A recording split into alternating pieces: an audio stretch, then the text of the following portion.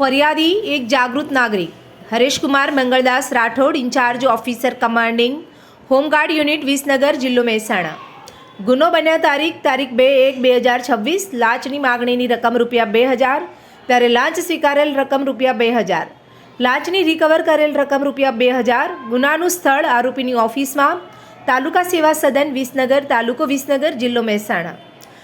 આ કામે હકીકત એવી છે કે ફરિયાદીએ હોમગાર્ડ યુનિટ વિસનગર ખાતેથી હોમગાર્ડ યુનિટ ઊંઝા ખાતે બદલી કરવા સારું અરજી કરેલ, જે અરજી આધારે ફરિયાદીની હોમગાર્ડ યુનિટ વિસનગરથી હોમગાર્ડ યુનિટ ઊંઝા ખાતે બદલી થયેલ, જે બદલીની ફાઇલના કાગળો આરોપીએ ફરિયાદીને આપવા સારું ₹2000ની લાંચની માગણી કરેલ, જે લાંચના નાના ફરિયાદી આરોપીને આપવા માગતા ન હોય એસીબીનો સંપર્ક કરતા આજરોજ ફરિયાદીની ફરિયાદના આધારે લાંચના છટકાનું આયોજન કરતા છટકા દરમિયાન આરોપીએ ફરિયાદી સાથે હેતુલક્ષી વાતચીત કરીને લાંચના નાના સ્વીકારી સ્થળ ઉપર પકડાઈ જઈ ગુનાહિત ગેરવર્તણૂક કરી ગુનો કરેલ છે.